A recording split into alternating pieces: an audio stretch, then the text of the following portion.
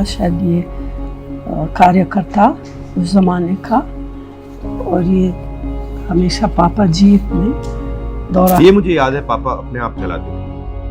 ये भी फोटो है, उस पूरा का पूरा ऊसर जमीन था।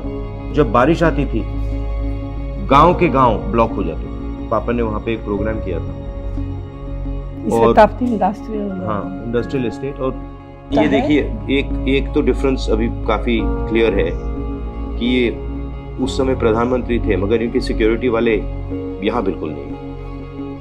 जब मैं 82 में गया था तो ये हालत थी।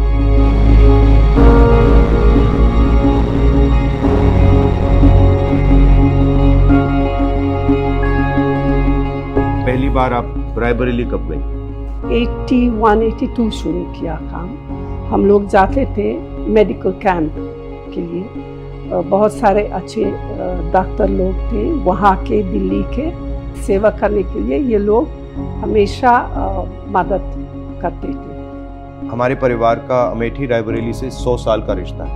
1921 से पंडित जी उनका राजनीतिक जीवन शुरू किया, और एक किसान का लीडर था बाबा रामचंद्र, उनको मैसेज भेजा कि चलो मिलेंगे, और पंडित जी को अपना दुख बताया। मैं भी जाऊंगा, पंडित जी ने बोला। तो फिर वो प्रतापगढ़ पहले, क्योंकि सबसे ज़्यादा वो किसान का जो था प्रतापगढ़, और फिर रायबरेली भी, और एक दो और नज़दीक के जगह। रायबरेली वैसे राहुल के दादा फिरोज गांधी वहाँ के एमपी थे 53 से। पर दादा ने अपना काम, अपनी पॉलिटिक्स रायबरेली में आंदोलन से शुरू की थी अंग्रेजों के खिलाफ। जो उनका काम शुरू हुआ वो रायबरेली में हुआ। उनके देहांत के बाद तो फिर दादी ने लोकसभा लड़ाई वहाँ से, रायबरेली से। जब मैं अमेठी का एमपी था, रायबरेली के लोग आए थे, आपको याद होगा। आईटीआई के लोग आए थे। आईटीआई को वाजपेयी जी की सरकार बंद कर रही थी। कहा कि देखिए, हमारी नौकरी का सवाल है, हमारे भविष्य का सवाल है। तो मैंने काफी उसमें हम लोग बहुत कोशिश की और उसको बचाया, क्योंकि हम चाहते थे कि वो जो टेक्नोलॉजिकल स्पिरिट है और जो टेलीकॉम्स का जो कनेक्शन था वो रायबरेली से ना टूटे। गांव में जाती थी लोगों से मिलने, पता करना, अगर कुछ किसी का देहांत, किसी की शादी, या तो फिर एक बार बाढ़ था, एक और बार सूखा था, तो हमेशा ही मैं वहाँ एकदम जाती थी। एकदम एक्सेप्ट किया मुझे। जो रिश्ता था वो जैसे बेटी बहू की रिश्ता था उन लोगों के साथ। 82 में पापा ने वहाँ बहुत विकास का काम किया, बहुत सड़कें बनी, ट्रांसफॉर्म हो गया वो अमेठी, बिल्कुल ट्रांसफॉर्म हो गया। रायबरेली में दादी ने विकास का बहुत काम किया था, तो रायबरेली अमेठी से थोड़ा आगे निकल गई थी। जब पापा अमेठी गए और फिर पापा ने वहाँ बहुत ज्यादा काम किया, फिर ये लगा कि अमेठी थोड़ा विकास में रायबरेली से आगे निकल गई। फिर जब हमारी सरकार थी तो इन्होंने भी वहाँ काफी काम किया, और मैंने भी अमेठी में काफी प्रोजेक्ट्स किए।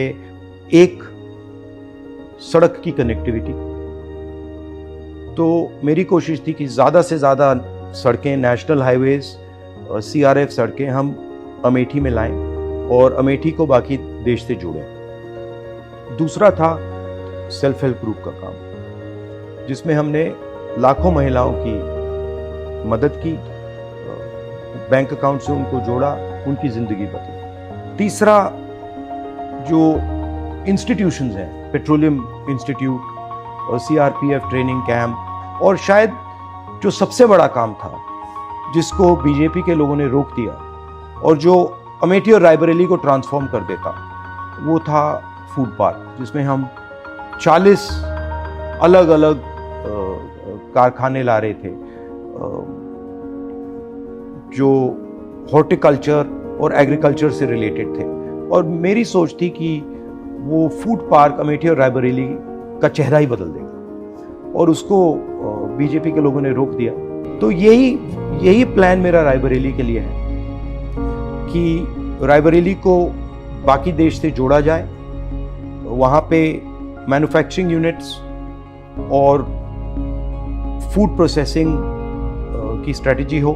जब मैं रायबरेली की बात करूं, अमेठी की बात करूं, तो जनता के दिल में जो है उसको अच्छी तरह सुनना और उस पर एक्शन करना। रायबरेली के लिए जो काम माँ कर रही थी और जो दादी ने किया उसको मैं आगे ले जाऊं, वो रिश्ता ही अलग है। एक प्रकार से पारिवारिक रिश्ता, दोस्ती का रिश्ता, अफेक्शन का रिश्ता है। तो जैसे मेरा माँ के साथ रिश्ता है, बहन के साथ रिश्ता है, वैसे ही वहाँ के लोगों के साथ हमारा रिश्ता है, वही फीलिंग है। खाना भी बहुत अच्छा लगता है मुझे। रायबरेली में जो वो दाल है वहाँ पे, दाल अरहर की दाल, वो शायद कहीं दुनिया में नहीं मिलती है वैसी दाल। तो मेरे लिए ये दोनों कॉन्स्टिट्यूंसीज एक हैं। अमेठी और रायबरेली ने हमें सब कुछ दिया है। जब भी अमेठी रायबरेली को जरूरत होगी हम वहाँ मिलेंगे।